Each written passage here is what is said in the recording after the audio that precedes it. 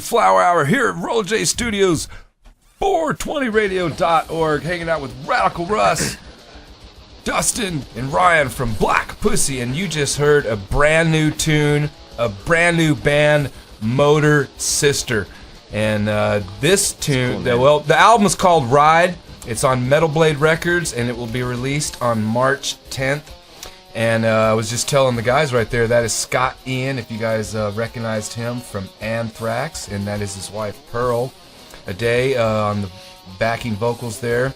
And that is Jim Wilson, who was the main man of Mother Superior, who was the backing band for Henry Rollins all those years. And then John Tempesta, who played with White Zombie and the Cult, and Joey Vera from Armored Saint and Fate's Warning. So, super group right there, brand new, Metal Blade Records. Shout out to you guys. And before that, you heard Cliff, my man, and Metallica. And shout out to Cliff Burton, one of the greatest of all time.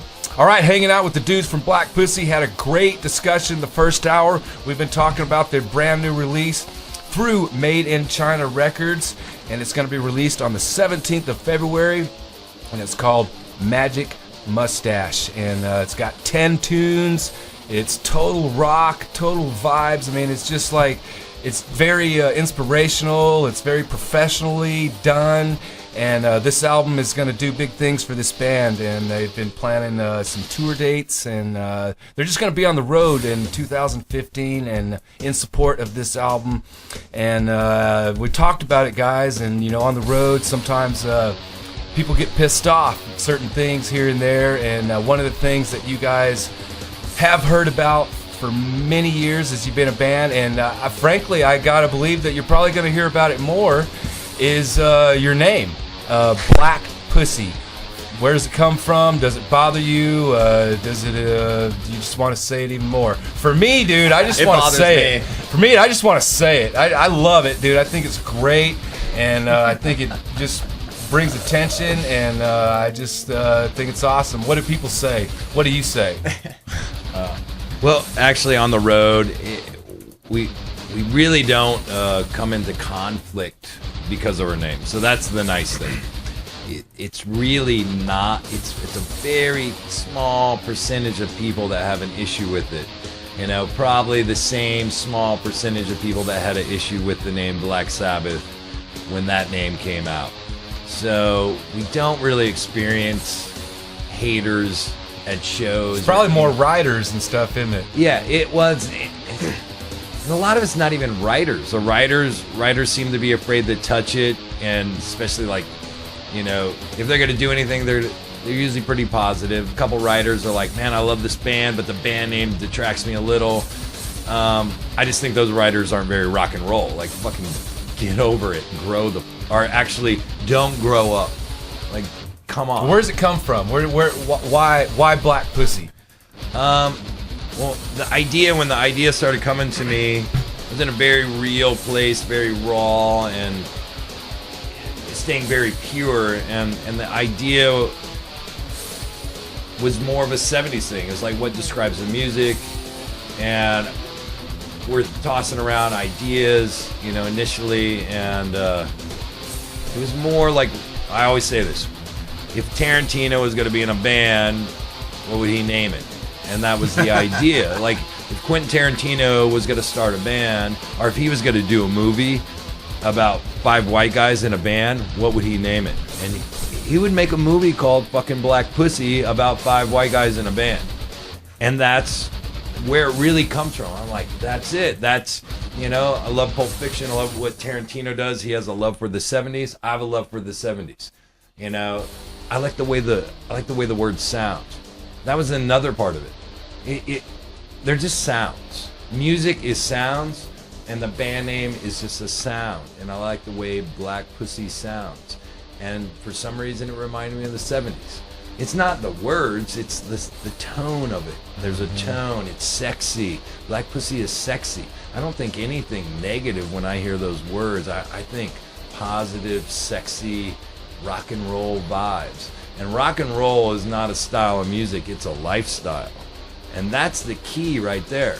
And people that have an issue with the name aren't rock and roll. And I don't really give a fuck about what those people are doing because their asses are so tight. You know, it's like, I don't want to deal with that. That's right. Rock and roll isn't that, is it? We're outlaws, dude. That's right. We should be able to and outlaws. We're not criminals. We're fucking outlaws.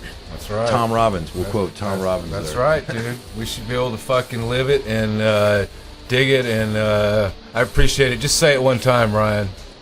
Black Pussy. Oh, fuck yeah. Dude, that's fucking awesome, man.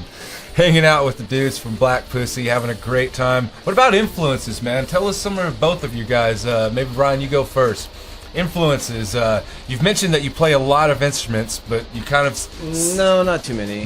So you're a guitarist. You've settled in on guitar. Who did you grow up? Dustin and I are about 10 years apart in terms of who our heroes were. Mm-hmm.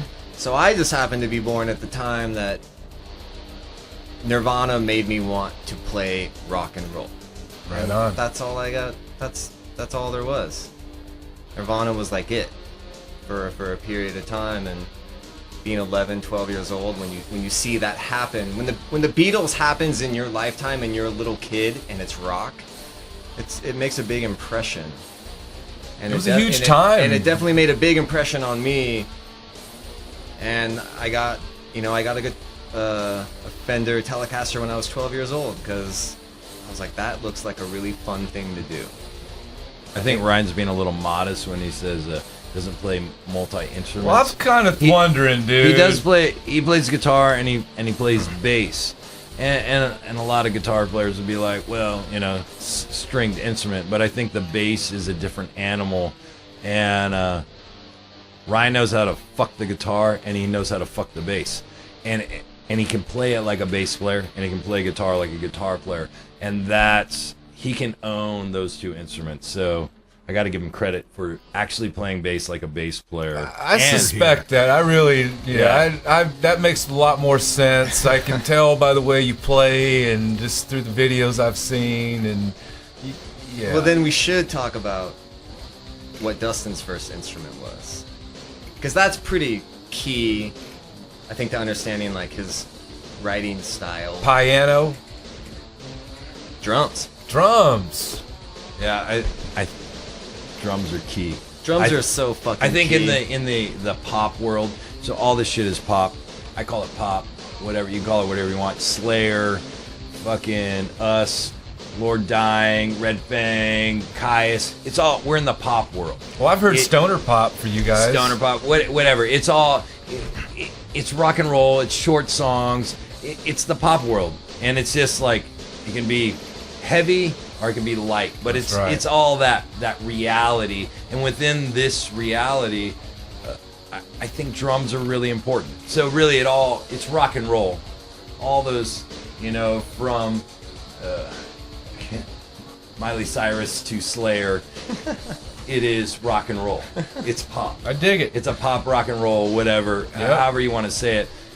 But drums are the key instrument. Like, how drums are played and accented within the context of songs is what really moves shit, and that's really important to me. I don't stay up on my drumming. I'm okay. It's just the ideas. It's like, I write a lot. Thinking outside of the rhythm box is so fucking crucial to not sounding like everything else. Mm-hmm. And songs have their own individual needs and accents that really like help them shine. And if you play a really boring drum beat, you hurt the song. Right. I mean, think of your favorite bands. Usually your favorite bands usually have an amazing drummer. Like Slayer, Zeppelin, The Who, Hendrix, or even Sabbath. Like, Bill Ward probably isn't the greatest drummer, and if you listen to that first Sabbath record, you can play games and see how many times he hits the rims of the drums on the recording. But he had a uniqueness to how he accented the guitars. Mm-hmm. And it was very important. It's so fucking important. And if you don't have that, you're fucked. You could lose one of the greatest songs ever in existence because of a bad drummer. And they could be a good drummer in one sense, so it's not really a bad drummer, it's bad writing of the drums. Does that make sense? It does. It does. Like drums should be written and thought about. You know, it's not about your style. It's about what's right for the song. And there's a lot of ideas what could work, but there's always one super special idea that's the magic idea, and that's what you're looking for. And if you can write a riff and you can find the magic drums, you usually got a pretty good fucking song. Well, who are some of the people that helped you form your riffs? Tell some of our listeners maybe. Yeah, dude, tell your secrets. I'll just let them all out right here. What would Eddie Van Halen say? He would Muddy Waters. He would just say Muddy Waters. Muddy Waters. You know that was bullshit. He hid all his secrets. I mean, Muddy Waters is great, but it's a joke. I mean, seriously, Syd Barrett is one of my biggest influences. Wow. I am obsessed with Syd Barrett. I love his rhythms. I love his melodies. I love what other musicians did with drums and bass to his songs, his solo songs. I love what the Floyd did on Piper, working with him. Or, I mean, he's the one that came up with the band name, so it was his band working for him, I guess. Weird story, but they understood him, and so he's this huge influence. And then, of course, a lot of underground 60s stuff like the Human Expression, the Soft Machine, up to Sabbath, Blue Cheer, Trouble, and then of course getting into like the desert scene. Yep. Fatso Jetson's like a huge influence and should be mentioned multiple times. Mario Lally. Yeah, we salute you. Yeah, Boomer. Boomer. If anyone's talking about the desert stoner rock scene, you should be talking about Fatso Jetson. A lot of people don't know. I gotta admit, I don't know Fatso Jetson. And that's okay. I mean, but that's why I'm like speaking it over the airwaves here. We're gonna look into them. Yeah. And all the Earthlings, all the things that happened within that desert scene were a big influence on me. And those drummers were huge. Those drummers and bass players within that scene that came out of the desert scene were magical. And then, of course, I have to mention Monster Magnet, which is a New Jersey band. And Dave is a genius songwriter. So I kind of jump to songwriters, so I can like say Dave Windorf, Tom Petty, Neil Young, Syd Barrett. I can jump kind of all around. I look for songwriters. I don't necessarily look for riff writers or shredders. I love drummers and songwriters. That's my biggest thing. So I love Keith Moon. I love Mitch Mitchell. I love that period in time. So that's that mid to late 60s time where the jazz drummer was becoming a rock drummer. So it's that combo of jazz and rock. And that rhythm section, the bass players. And let's just say Ginger Baker, because we should say Ginger Baker. Ginger Baker. Cream. Like, I dig the old school. Fucking Cream. Without Cream, there would be nothing. There would be nothing. Cream is mind-boggling. Like, you really don't, like, all these people in the stoner rock or desert rock and shit like that, you don't need to listen to anything except for Cream. Like, that will show you the way. Cream and Blue Cheer. Just get, and you're stoked. That's true. And if you want to go psychedelic, fucking get Piper at the Gates of Dawn. And then you got it.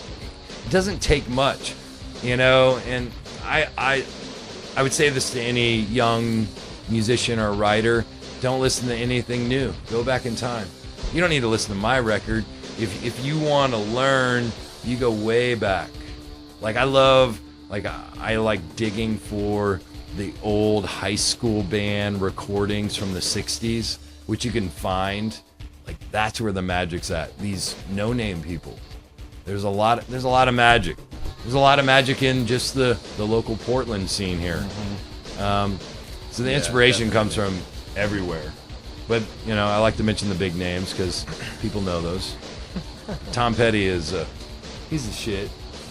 And Sid. Yeah, he's made like a pretty good song or two. Maybe 3. Well, speaking of tunes, you mentioned Fatso Jetson. Let's check him out, dude.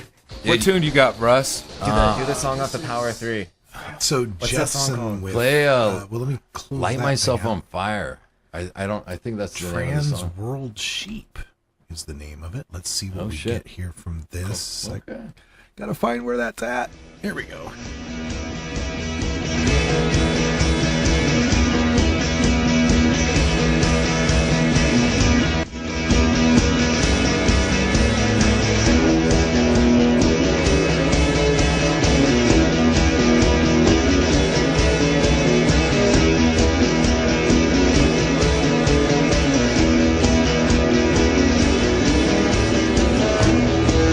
She's fading, drastically changing direction. You'll see it soon. It's the path of least resistance. We have no choice. There's a line we must follow.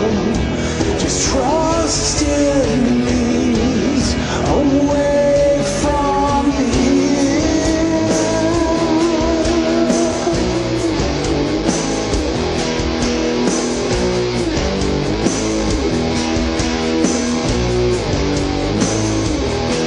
There's no sea, one-way transit here.